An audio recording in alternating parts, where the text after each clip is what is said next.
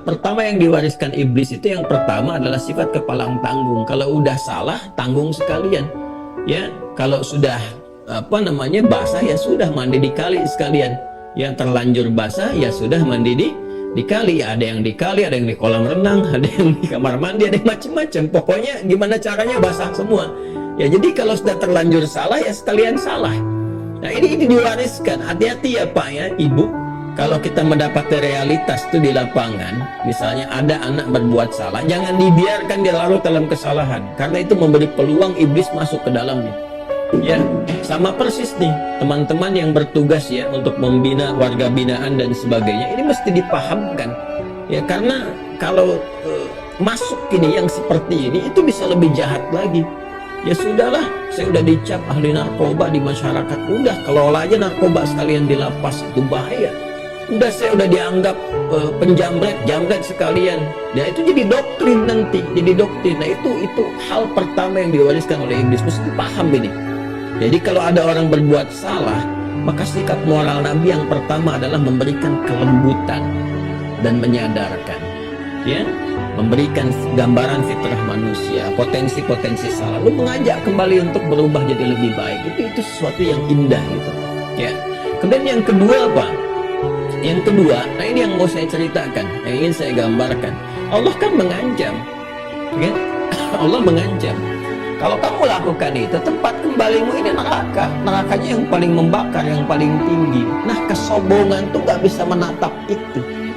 Ya, ini yang bahaya, ini yang terwariskan sikap sombong. Makanya nanti Allah haramkan kesombongan itu ya, untuk melekat pada diri manusia. Jangan dipakai tuh. Ya gak boleh ada orang sombong. Sampai ada hadis kunci kan, keagungan itu jubahku kata Allah. Maka siapa yang mencoba mengambil bagian dari itu, memakaikannya pada dirinya, diharamkan surga untuknya. Ancamannya tinggi. Kenapa? Karena bahayanya itu bisa menghambat hidayah, menghambat kemuliaan kebaikan. Makanya orang sombong itu harus diturunkan dulu. Kalau tetap dalam kesombongan gak bisa dinasehatin. Ya, dengan apapun, dengan harta, dengan jabatan, dengan ilmu. Ya, orang itu kalau sombong dengan ilmunya, ya kan, itu dinasihatin tuh nggak bisa karena merasa lebih tinggi ilmunya. Ya, padahal lupa. Ingat ya, ini kaidah nih. Ingat, orang hebat itu ketika sombong, maka dia sedang menjatuhkan kehebatannya. Itu quote hari ini. Ingat itu ya. Orang hebat itu ketika sombong, maka dia sedang menjatuhkan kehebatannya. Hebat itu bisa hebat dengan ilmu, ya.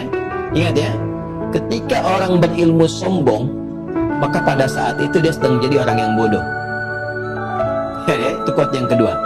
Ketika orang berilmu sombong, maka pada saat itu dia sedang menjadi orang yang bodoh, gitu ya. Ingat, karena sedang menurunkan keilmuannya. Itu nggak bisa dinasihatin.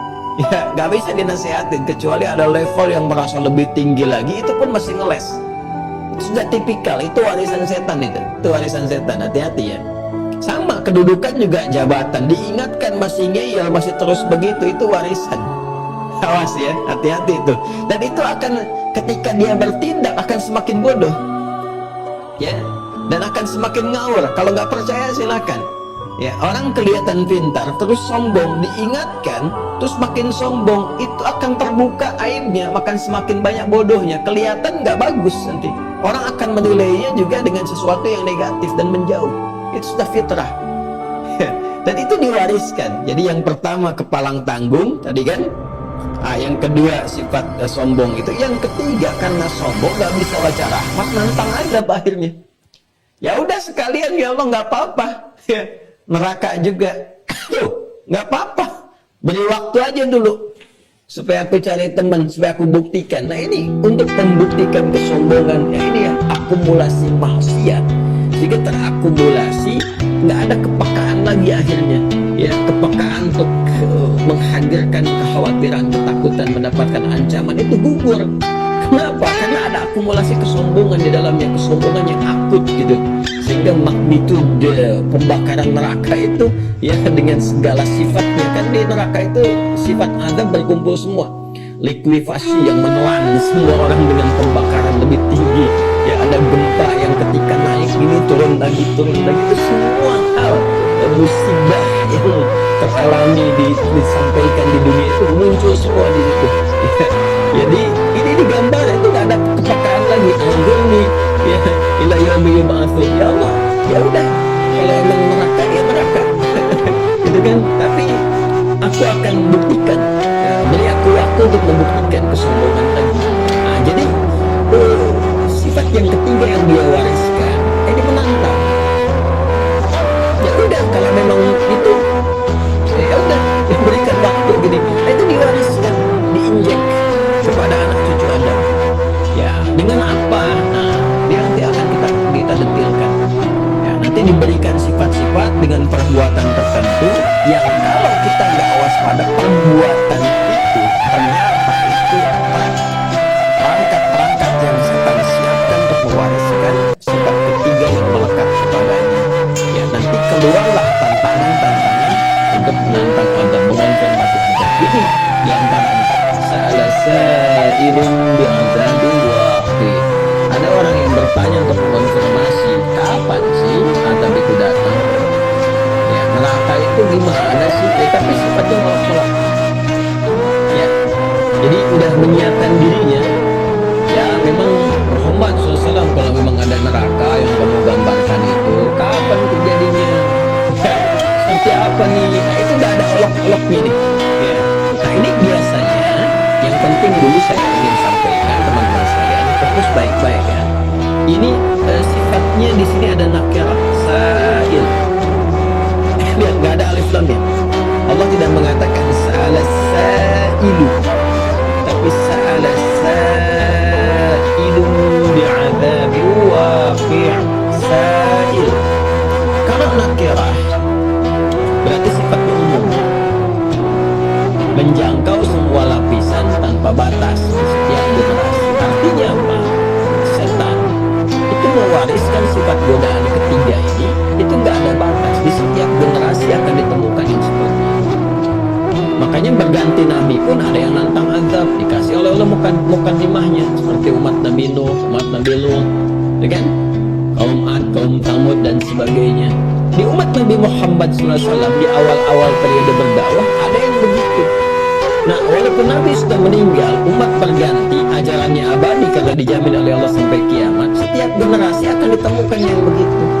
Jadi sekarang pun potensial akan ada yang ditemukan, walaupun dengan ekspresi yang berbeda-beda. Tapi sebetulnya substansinya sama. Apa? Di neraka ya? Ya nggak apa-apa lah, nanti kumpul-kumpul juga ada yang lain sama yang lain, ya kan?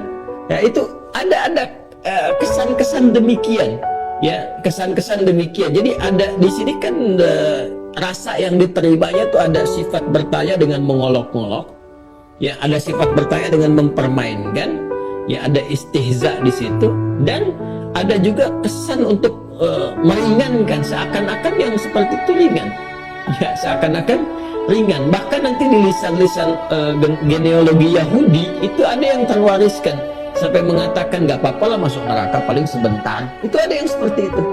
Kami kan kekasih Allah, disenangi Allah. Jadi ada yang saking rasial tingginya sampai mengatakan kita itu umat terbaik, paling kalau salah dihukum neraka cuma sebentar. Dan itu diviralkan oleh Allah langsung supaya dihindari. Ada di Quran surah kedua Al-Baqarah di ayat ke-80. Jadi kalau Anda baca Quran surah kedua Al-Baqarah ayat 80, wa qalu lan tamassana an-naru illa ayyaban ma'dudah. Ya. Dan mereka berkata ketika diingatkan itu, mereka komen langsung, ya nggak apa-apa, kami kan umat terbaik, kekasih Allah, ras yang paling tinggi, yang paling unggul. Kalaupun salah masuk neraka paling cuma sebentar, berapa hari aja, ya kan?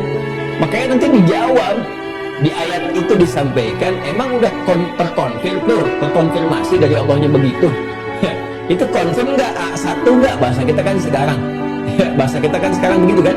Ya, qul attakhadhtum indallahi ahda fala yukhlifallahu ahda. Emang kamu udah bikin perjanjian sama Allah? Terkonfirmasi. Karena sifat Allah itu nggak mungkin mengingkari janji. Ya, kalau manusia mungkin, kau yang berjanji, kau yang mengingkari, kau yang memulai, kau yang mengakhiri, gitu kan? Allah tidak, berjanji pasti tepat. Ya karena itu di ayat lagi sama Allah. Nih seharinya bisa 1000 tahun.